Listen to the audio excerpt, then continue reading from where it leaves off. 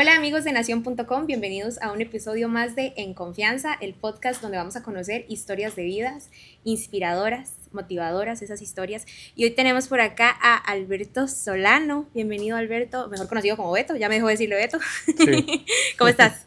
muy bien, Fátima. Muchas gracias por la invitación a este espacio. Me parece muy linda la iniciativa y de verdad muy agradecido de estar aquí con vos. Gracias, muchas gracias de verdad. Hoy vamos a estar conociendo un poquito de la historia de Beto porque él se ha hecho bastante conocido últimamente. Yo creo que ahora podemos hablar de ese cambio tal vez en la vida de Beto, pero Beto enfrenta actualmente una lucha contra el cáncer y por eso estamos haciendo también esta idea de conversar, de conocer su historia y que más personas tal vez que lo han visto en redes, pero quieren saber un poquito más de usted y por eso estamos acá. Entonces, muchas gracias nuevamente por aceptar la invitación. No, gracias a vos. Em, pues sí, ahorita muchas cosas han cambiado en mi vida. Yo estoy con cáncer desde noviembre de 2024, que en realidad ese es el punto donde empieza todo este cambio de un montón de cosas, no solo para mí, sino para mi familia, mis amigos, etcétera. Y, pero siempre yo he sido una persona muy privada, no he sido una persona como de redes y siempre he tenido una muy buena atención en la caja realmente. Y pucha, ya no me acuerdo, tal vez hace un mes o mes y pico, que recibimos la noticia de que la enfermedad estaba progresando. Yo necesitaba unos tratamientos que en la caja no me los podían dar a tiempo.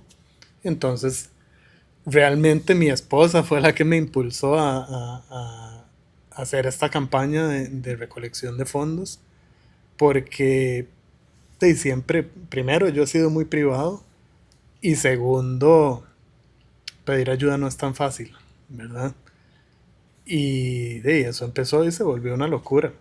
De repente me estaban llamando de medios y de entrevistas y con decirte que ese domingo, que fue un domingo que sacamos la campaña, yo ni siquiera tenía una foto de perfil, En ¿verdad? serio, o sea, así de privado. Así, yo nada más me metí a Instagram a ver, Ajá. ¿verdad? A vinear, pero nunca publicaba nada. Tuve que pedirle a mi esposa, de hecho, que me explicara cómo, cómo publicar algo. Mm. Ahí he ido aprendiendo. Y sí, sí ha sido muy lindo, porque no solo ha habido una muy buena respuesta, sino que vieras que recibo muchos mensajes de gente que está pasando por situaciones similares y, y a ver, tampoco es que soy el influencer con el millón de seguidores, pero yo me imagino que la gente cuando está en situaciones parecidas sigue cosas parecidas. Ujú. Entonces, sobre todo en el hospital, me ha parado gente a conversar. El otro día me topé una muchacha en el elevador del hospital, hablamos un buen rato y al final me escribió por Instagram y veas que mi mamá está pasando por esto y el Se otro. identificó con tu historia, Y uno tal vez. empieza a conectar y se empieza a hacer como una red bonita. eh, y además es increíble el montón de personas jóvenes que están con cáncer ahora. Yo no sé si es porque yo estoy en eso que uno ve más, pero un ¿Te montón, has dado cuenta de eso? sí. Y tal vez eso lo podemos abordar más adelante porque justamente es algo que quiero hablar con vos, cómo tu historia ha calado en muchas personas. Pero antes de abarcar eso, ¿quién es Beto Solano? Además de esta enfermedad que estás ahorita experimentando, ¿quién es Beto Solano? Bueno, yo creo que, y esa es una pregunta interesante, de las primeras veces que me la hacen, yo desde niño siempre fui súper inquieto, siempre fui el que se jalaba tortas, el que pasó por varios colegios, el que un montón de cosas y muy curioso, pero además muy persistente, como muy, si yo me pongo una meta o decido que quiero hacer algo, lo hago. Este, en algún momento me agarró por correr y terminé haciendo maratón. Luego decidí hacer triatlón y terminé haciendo un Ironman. Wow. Luego decidí montar mi propia empresa y terminamos siendo en algún momento casi 50 personas. Entonces como que yo nunca he hecho nada a medias. Es todo, ¿verdad?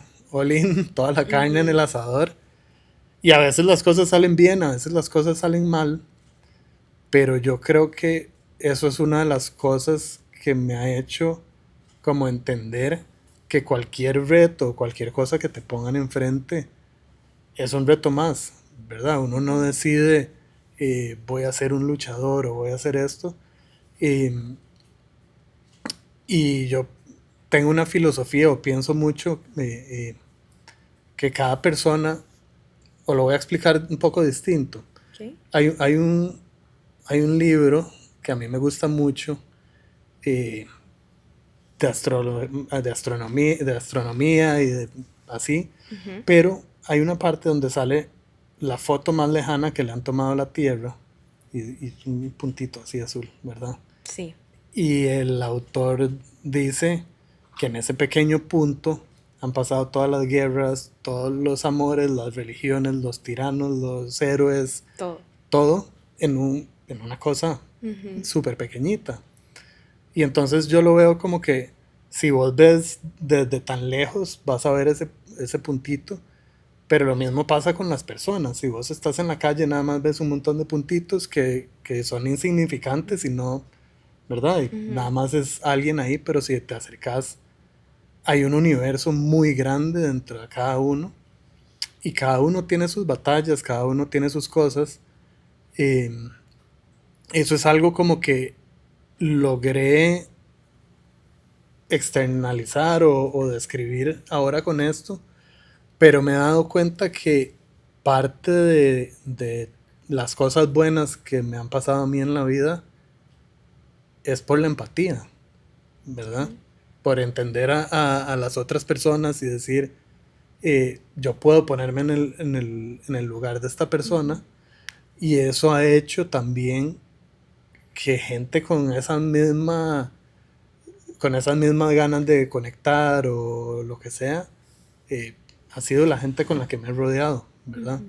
Eh, yo hago mucho énfasis en mis amigos cercanos, en mi mamá y en mi esposa, que realmente, eh, bueno, ya tenemos como 15 años juntos, Ah, qué lindo. 9 años casados, y ha sido como siempre la que está ahí cuando uno lo necesita. Qué valioso eso, ¿verdad? Sí, ¿Cómo cambió tu vida, Beto, cuando recibís este diagnóstico? ¿Cómo era Beto antes y cómo es Beto ahora? Haceme esa comparación, a ok. ver. Bueno, lo que te decía, yo siempre he sido como obsesionado Ajá. de voy a hacer esto y lo voy a hacer. Y yo estaba en una etapa donde nos estaba yendo muy bien en el trabajo. Mis hermanos son mis socios y realmente estábamos en un momento muy bueno y yo estaba full dedicado a eso, al punto de que si en algún momento, un fin de semana, qué sé yo, mi esposa tenía un baby shower o alguna carajada, yo decía, qué rico, agarro este ratito para trabajar. Y estaba realmente, creo que obsesionado Ok. con eso, porque Ujú. además no solo es el éxito de uno, sino de toda la gente que está echándole ganas y está Claro. poniendo ese esfuerzo. Y luego viene el diagnóstico. Al principio, la verdad, uno no te puedo decir como que el día uno uno hace así y le cambió, porque lo primero es como que no lo asimilas, nada Ujú. más uno está ahí eh, en carreras entre médicos y citas y exámenes y cuesta asimilarlo, pero después de eso, ahorita yo estoy bastante, o sea, tengo una muy buena calidad de vida, pero sí pasé, creo que fueron como 6 o 7 meses en la casa hecho leña, que me tenían que ayudar a levantarme, que se me cayó el pelo, que, ¿verdad? Ujú. Está uno ahí. Y cuando uno ha sido siempre como el que empuja y el que así, sentirse como que necesitas esa ayuda, cambia un montón la perspectiva, porque entonces también me acuerdo que en ese momento yo simplemente avisé y obviamente creo que en el trabajo ni siquiera avisé, mis hermanos se encargaron de eso, me desconecté y todo lo que estaba pasando, yo no sé si alguien me escribió correos o llamadas, Vos te desconectaste. me desconecté y como que uno se da cuenta de dos cosas, creo yo, muy importantes. La primera, que hay que tener un balance, o sea, no solo el trabajo es importante, la familia y así. Y eso todo el mundo lo dice, y es muy cliché, pero es verdad. Y la segunda cosa es que realmente nadie es indispensable, ¿verdad? Eso es cierto. Y a veces uno dice, y no lo digo solo en el trabajo, Ujú. a veces uno dice, puta, y si yo falto, ¿cómo va a ser mi esposa o mi mamá o en el trabajo? Y la gente se las va a arreglar. Y cuando uno ha vivido siempre pensando como yo tengo que ayudar y ver cómo hago y así, como que eso te quita un poquito la carga de decir, las demás personas también Sí. pueden con su mundo y yo Ajá. ayudo en lo que yo pueda, pero no es mi responsabilidad. Sí, fue un cambio también en eso. Entonces me imagino. Totalmente. Como pasar a ese otro lado, tal vez en el que no estabas acostumbrado a estar de ahora. Yo soy el que necesito, tal vez de los demás en ese aspecto, como que me Exacto. ayuden. O inclusive a veces puede ser que yo no necesite, pero tampoco tengo la fuerza Ujú. para sostener lo que te está pasando a Ajá. vos. Aquí estoy, podemos hablar y lo que sea, pero no es mía la responsabilidad de resolvértelo. Ujú. ¿Cómo fue que supiste que algo estaba mal con tu salud? ¿Qué fue lo que te hizo saber? Yo viajaba mucho a Guanacaste por trabajo y me sentía súper cansado, pero uno asume que estás cansado porque estás trabajando y viajando y etcétera. Y ese noviembre mi esposa, yo cumplo en septiembre, pero por cuestiones de logística, mi esposa me llevó a Monteverde para celebrar mi cumpleaños En noviembre. en noviembre. Ajá. Y salimos, a ver, yo no era un atleta tampoco, en algún momento fui, pero en ese momento estaba en otra Ok. época. Ajá. Pero ahí salimos a caminar a los senderos y a los puentes y todo eso, que en realidad son caminatas bastante light, o sea, no es tampoco que estás subiendo el Chirripó y yo no podía, o sea, yo trataba de las cuestitas así mínimas y yo llegaba como si estuviera escalando quién sabe qué, súper agitado, con el corazón rapidísimo y no me sentía bien, me mareaba y así, entonces tenía que parar, descansar y así. Nos regresamos a San José y cuando llegué a la casa ni siquiera las gradas podía subir, tuve que parar como a la mitad porque El aire, me no me imagino. daba el aire. Entonces me acosté y empecé a tomarme el pulso y las pulsaciones las tenía altísimas. Y por más que ya llevaba, no sé, una hora acostado, seguía así. Mi suegro es cardiólogo. Entonces yo primero ya le había dicho a mi esposa, no exageres, no llames a tu papá, ¿no? Por dicha ella no me había hecho caso, ya lo había llamado. Y él me dijo, vea, váyase al hospital ya y se hace un hemograma y me llama, pero pídale que le den el resultado ya. Entonces yo fui y la hemoglobina, que son los glóbulos rojos, me salió en 6.7. Uno tiene que estar en 14. O sea, estaban menos de la mitad.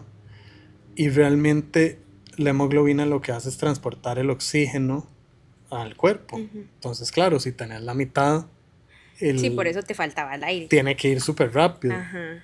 Y cuando lo llamé me dijo, váyase ya al San Juan a emergencias y yo llego y nos vemos ahí. Entonces me fui para emergencias. Este, y lo primero que hicieron fue ponerme 2 bolsitas de sangre, porque lo que estaba pasando es que yo tenía una úlcera en el estómago. Entonces cuando iba al baño estaba sangrando y vos no lo ves porque cuando el sangrado es en el estómago, no sale rojo, sale nada más muy oscuro. Entonces Ujú. no te das cuenta. Y pues me pusieron esas dos bolsitas y me sentaron ahí a esperar. De San Juan a las 11 de la Sí, noche llega de todo, ¿verdad? sí, me imagino todo lo que tuviste que ver. Ajá. Pero en ese momento te dijeron que tenías la úlcera o lo supiste hasta después. Me ¿Cómo dijeron que, fue? Ah, bueno. que tenían que hacerme una gastroscopía para ver, porque como tenía estos síntomas, a ver si tenía una úlcera. Y ya me acuerdo, yo llegué como a las 11 de la noche y me hicieron la gastroscopía como a las 6 de la mañana. Y como ahí no hay, es que llega una gente apuñalada, Sí, sí, o sea, eso todos los días, sí, lamentablemente. y, te pasan y ahí no hay tiempo, la gastroscopía me la hicieron despierto, que es Mm. horrible. O sea, la manguera que le meten a uno es como de este Uy, grosor, no, no, no. y entonces usted lo acuestan de lado por si se, para que se vomite. Y cuando me hicieron la gastro, seguro ahí el médico algo vio, entonces sacaron biopsias. Ah, ok. Y mi suegro, seguro él sospechó, como ya biopsias y así, Ujú. él no me dijo nada, pero me mandó a hacer, vea, vaya, se hace un TAC y se hace esto y se hace como para prever. Y efectivamente, como a la semana me llegó el resultado de la biopsia y la úlcera que tenía en el estómago era provocada por el tumor que tenía yo ahí. Y ya con las imágenes de TAC y demás se dieron cuenta que además del tumor del estómago tenía como 14 lesiones tumores en el hígado. Que realmente ahí es donde está más. Ahorita ya a mí en el estómago no tengo nada, en el hígado es Sí. donde tengo todavía un montón de tumores. ¿Cómo le explicas vos esto cuando te llegó el resultado a tu familia? ¿O cómo fue ese lapso de comunicar esa El noticia? resultado le llegó a mi suegro. Ah, ok, él fue el primero en saberlo. Y es que él trabajó en la caja toda la vida, Ajá. entonces a alguien llamó y le dijo, Mira, Sí, di- él lo supo primero. que salió y él llegó a la casa y nos contó a mi esposa y a mí, o sea, nos dijo a mi esposa y a mí, y creo que ninguno como que no dijimos nada, fue Fue nada como más en como, shock. Ujú. ok, y de ahí cogimos el carro y nos fuimos a la casa de mi mamá a contarle, y, es una escena muy dura, porque yo creo que de las cosas que más lo afectan a uno es ver a la gente cercana triste. Y sí, los primeros meses te escribe todo el mundo y verdad, yo a veces contestaba, a veces no. ¿Te abrumaste en algún momento de recibir Totalmente, tanto mensaje? totalmente. Yo tenía un mensajito como ya redactado, copy-paste. Automático, como las empresas ya. Exacto. O sea, hay gente, ¿verdad? Que te escribe porque realmente el cariño y Sí. así, pero también te escribe gente que tal vez tenés Y mil solo tal años. vez por chismear o por decir, ay, Ajá, es cierto lo que me contaron por allá, ¿verdad? más o Pienso que, menos. que Eso sí. pasa. Sí. Em, ¿Qué significa para vos ahora, Beto, este momento de tu vida en el que estás ahorita? ¿Qué lección te ha enseñado este proceso en el que estás? Justamente anoche nos pasó algo muy, muy, muy impactante. Yo he ido haciendo una red de amigos o gente que estamos pasando por la misma situación. Este, y creo que fue como el lunes, una amiga me escribió y me dice, mira, vos has escuchado de fulanito, es que le escribí y no me contesta. Y le digo, no, pero lo vi la semana pasada en quimio y me dijo que estaba súper bien, que le hicieron un procedimiento y que estaba súper bien. Y de verdad yo lo vi, si no me equivoco, el jueves o el viernes en el San Juan y Ujú. estaba bien. Eh, y ayer, una de estas personas que te conté que conocí en el elevador del hospital, eh, me escribió y me dice, hey, vos has sabido de esta persona, es que de ahí lo tuvieron que operar de emergencia, parece que está muy grave y ni él ni la novia nos contesta, ni queremos saber de él. Entonces empezamos, ¿verdad? Varios ahí como a investigar. Y ya, por dicha está bien, lo tuvieron que operar de emergencia porque se le perforó el colon y se le complicó la cosa. Él tiene cáncer en el estómago y en el colon y en fin, es una persona que yo conocí por esta situación. No, yo no lo conocía antes, pero nos hemos hecho amigos y luego me quedé hablando con Caro, mi amiga, con quien estaba yo hablando de esto y decíamos, es increíble y a veces uno con esta condición o lo que sea también se le olvida que lo único que tenemos es hoy, ¿verdad? Y a veces, de nuevo, a veces, aún estando enfermo, andas en la carrera y en todo y se te olvida. Pero este muchacho, este amigo, el doctor le dijo, si usted no hubiera llegado al hospital en el momento en que llegó, no estaría contando esta historia. Dios. Y a cualquiera le puede pasar. ¿Verdad? Eso justo quería preguntarte, Beto. Siempre cuando uno piensa en cáncer o en cualquier enfermedad de este tipo, uno piensa, a mí nunca me va a pasar. No sé si a vos te pasaba. Absolutamente. Yo perdí en 2024 a una tía paterna por parte de mi papá. Ella le dio un cáncer de colon, ingresó al hospital, 22 días y falleció. Porque tenía supuestamente muchos años de tenerlo y ella nunca lo supo hasta ese momento. Entonces, para nosotros como familia, perder a un ser querido que vimos ahí bien un mes antes, fallecer en menos de 3 semanas, fue impactante y me dio ese golpe de realidad de a vos también te puede llegar a pasar algo así que pensás que nunca te va a pasar, te pasó, o sea, nos pasó en la familia. Sí. ¿Vos? Te puede atropellar un bus también. También, o caerte a algún lado, o sea, 1000 cosas pueden pasar, pero vos también tenías ese pensamiento de a mí eso nunca me va a pasar. Creo que ni siquiera tenía ese pensamiento, nada más. Uno no piensa en eso. No lo pensabas. O sea, como que no es algo que uno esté pensando o que tenga presente. Y la primera cita que nosotros tuvimos en oncología, ya con el médico, con la doctora que me ve a mí, ella nos dijo, vea, lo que usted tiene es un cáncer con metástasis estadio 4, eso no se cura. Y lo que le vamos a hacer es paliativo. Y usted llega y se sienta en una silla y le dicen eso. Y además, paliativo vos lo relacionás con de la gente que se está muriendo. Realmente paliativo es una especialidad para quitar el dolor, independientemente de sea cual sea la enfermedad. Y con el tiempo yo fui aprendiendo de que cuando vos tenés un cáncer estadio 4 con metástasis, puede que los tumores desaparezcan. Simplemente ellos no le llaman te curaste, porque como ya las células cancerígenas estuvieron en la sangre, las probabilidades de que vuelva son casi fijo, ¿verdad?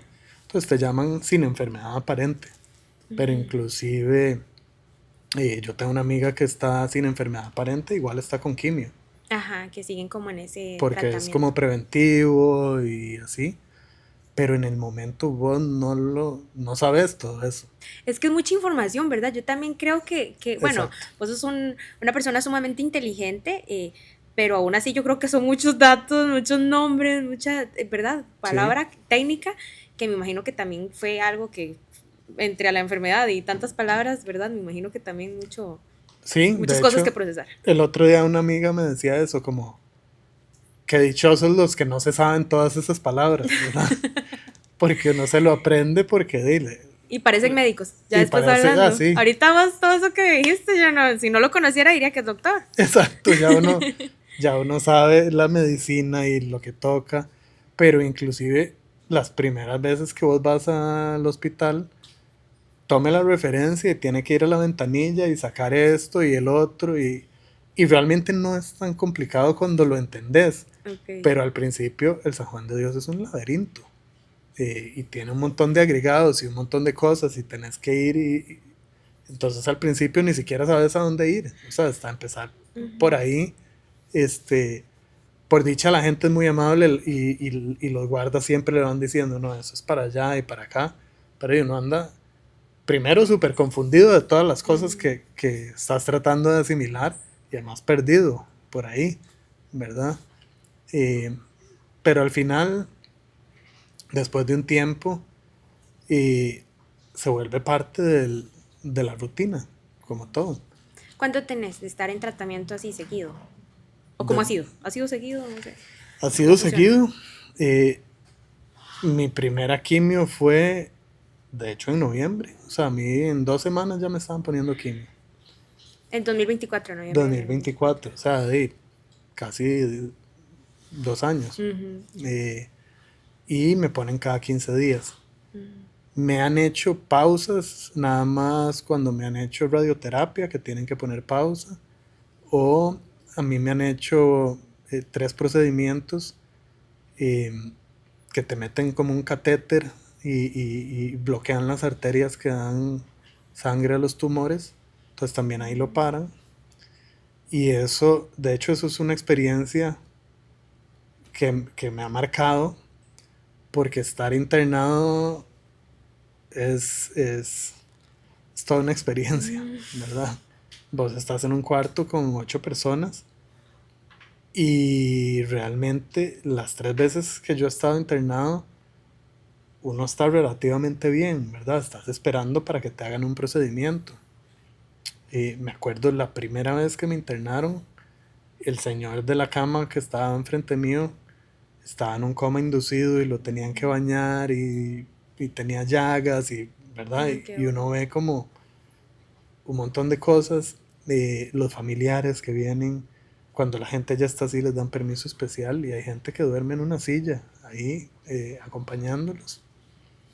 Y una cosa que siempre me gusta mencionar, el último procedimiento a mí me lo hicieron el 24 de diciembre. Entonces yo pasé en Navidad en el San Juan. ¿Del 2024? Del 2025. Ok, sí, este el diciembre pasado. que acaba de pasar. ¿Tú Y pasaste Navidad en el San Juan. ¿En serio? Sí. Bueno, salí el 25. Ah, el bueno. 25 pude ir como a regalo donde de mi Navidad. abuelita. Sí. A comer tamal. Exacto. Bueno, no podía comer tamal, Ok. pero fui. Ok.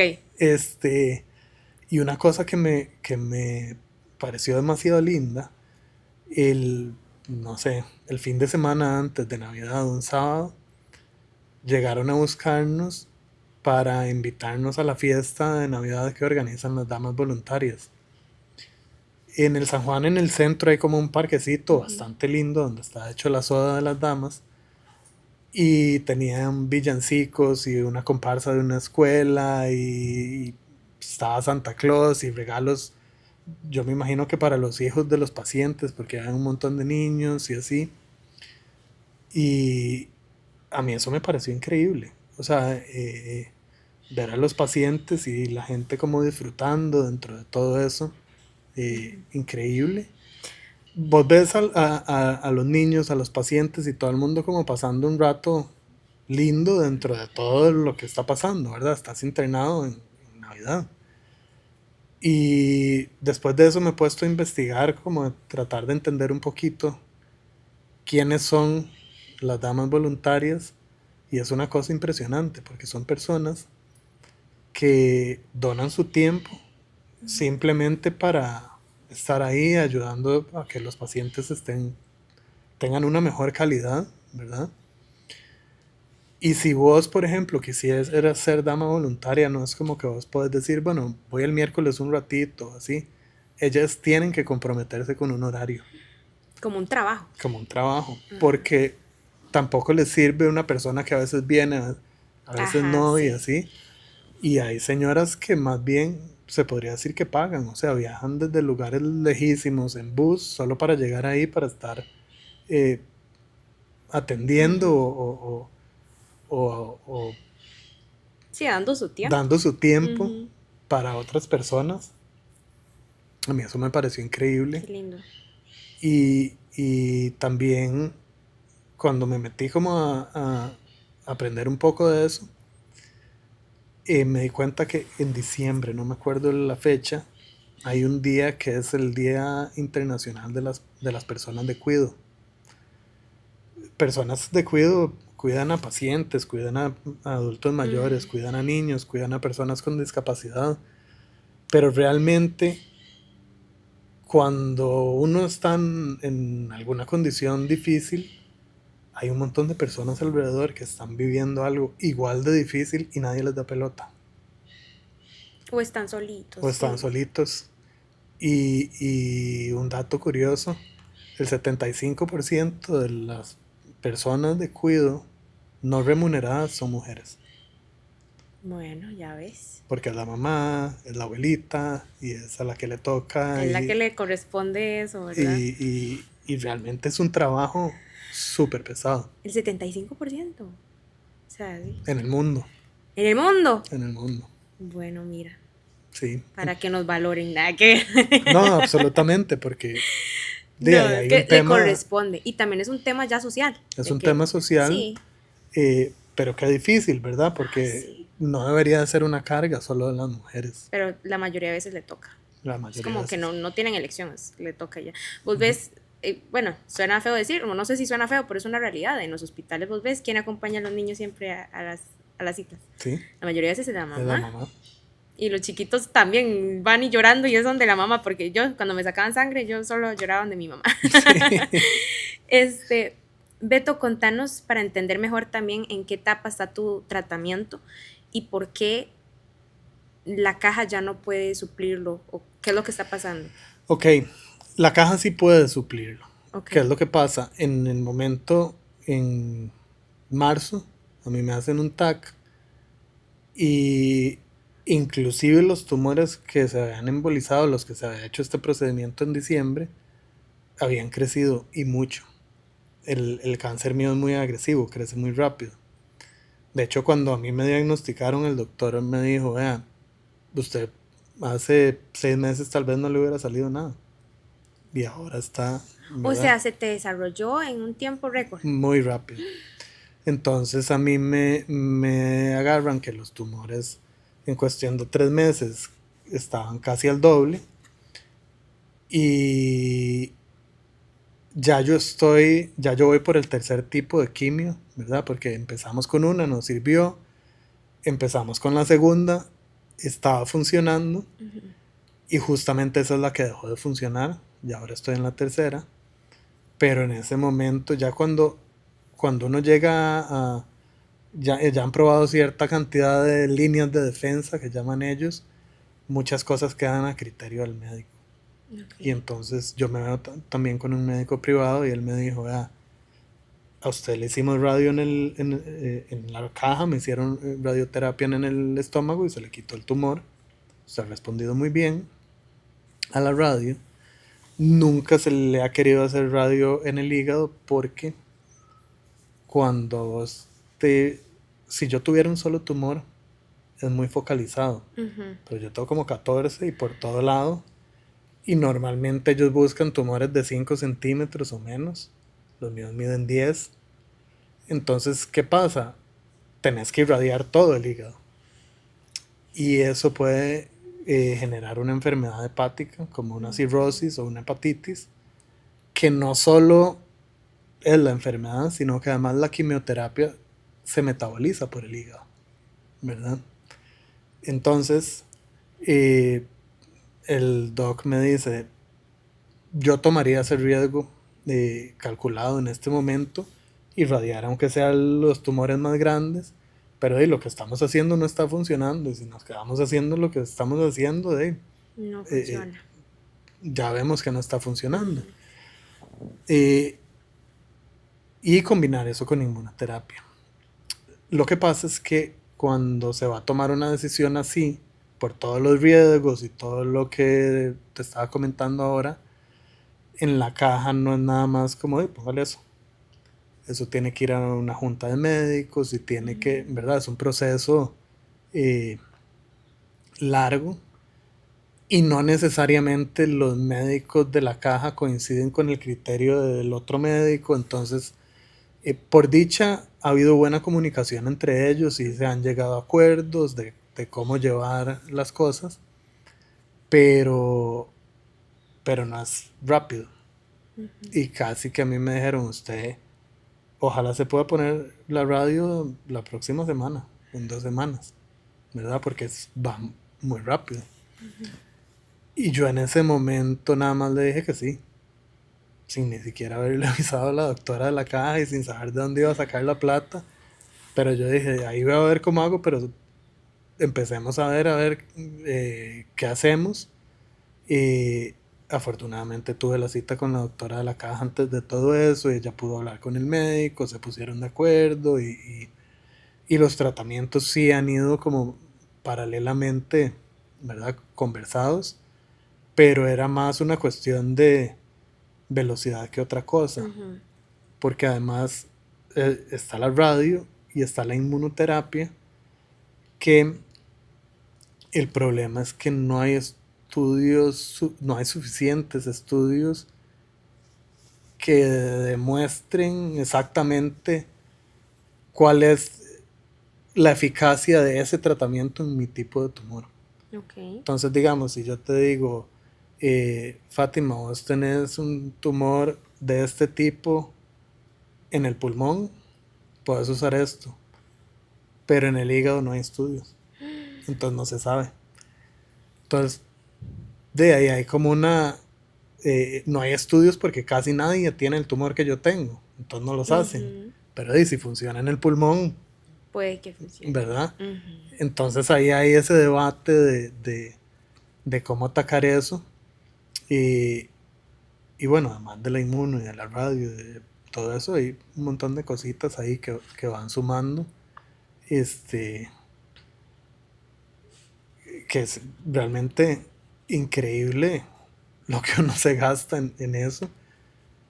Y tengo conocidos que se han hecho los tratamientos en Estados Unidos porque tienen algún seguro privado, y por dicha vivimos aquí, porque es una enfermedad muy cara, sí, si no es que la más cara, yo creo, porque sí, lo que vale una quimioterapia por aparte es algo bárbaro. sí, Pero entonces, para explicar a la gente y también que ellos puedan entender mejor en qué consiste esta campaña tuya, es para costear este tratamiento de inmunoterapia en otro país, ¿es así? no, ¿O es en cómo Costa, es? es en Costa Rica, Ah, ok, y sobre todo la radioterapia también. ok.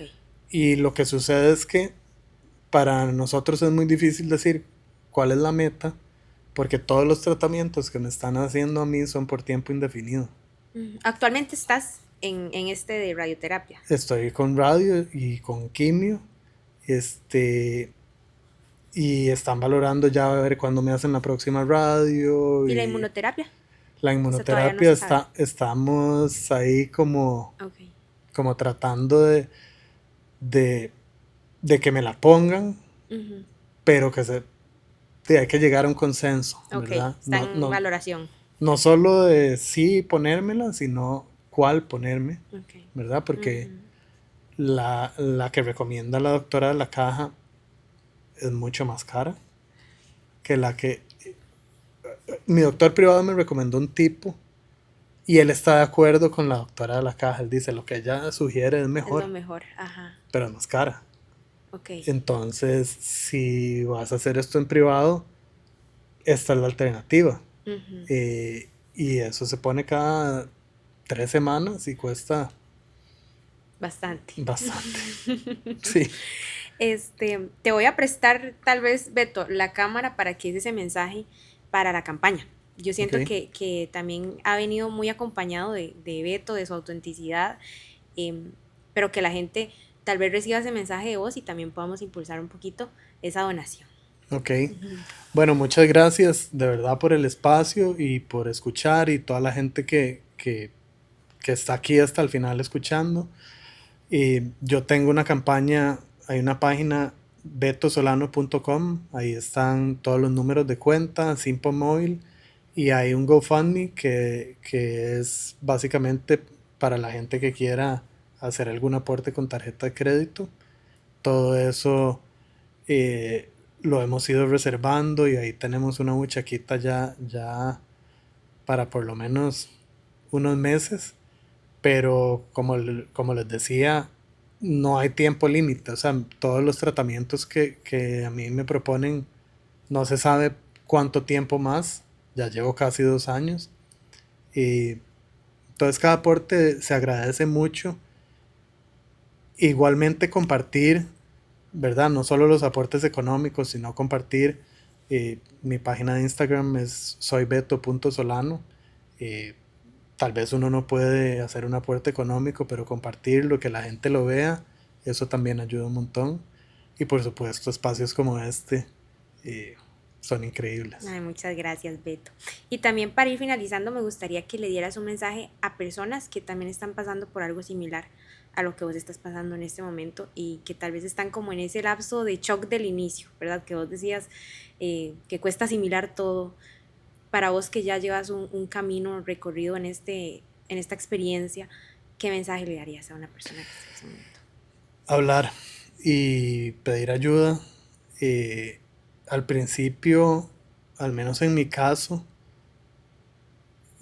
uno ve a la gente alrededor tan afectada que uno trata como de guardarse esos sentimientos y de hacerse fuerte. Y a mí me pasó que algunos meses después tuve un colapso de ansiedad, de ataques de pánico, donde empieza uno a soltar eso. Y realmente yo creo que ser vulnerable no es una debilidad. Y más bien buscar ayuda en la caja. Hay psicólogos, yo me veo en un psicólogo en la caja. eh, es importante porque muchas veces ese dolor o esa inquietud mental duele más que el dolor físico. Y no solo para uno, sino para las personas que lo rodean. También prestarle atención a si es la esposa, si es la mamá, si es el primo, la abuelita o el que sea, los amigos. También es muy importante cuidar la salud mental. Claro que sí, muy importante. Y que muchas veces se subestima, ¿verdad? Que es Sí, como mientras yo esté bien así físicamente ya todo bien, pero la salud mental es muy importante. sí, empuja a uno todos los sentimientos hasta Claro. que sale y tener un ataque de pánico yo no se lo deseo a nadie. Sí, es muy duro. No sabes por qué, pero pasa. Y si tenés ayuda o si tenés alguien con quien hablar, puedes desahogar y sacar todo eso y es importantísimo porque al final yo creo que la actitud es el 50% de la batalla, ¿verdad? El que se echa a morir se muere Ujú. y el que decide caminar el camino le tocará lo que le tocará, pero por lo menos en paz. ¿Qué te da fuerza, Beto, a vos? Mi familia y tratar de dejar un legado que no sean, a ver, ojalá sean, que quede bien la gente económicamente, todo bien, Mm. pero, pero dejar un legado de que la gente haya aprendido algo o que recuerde algo o que de alguna manera, sea lo que sea que haga uno en el día a día, a alguien, aunque sea una persona, le quede algún mensaje. Creo que eso para mí es de las cosas más valiosas que pueden haber. Qué lindo.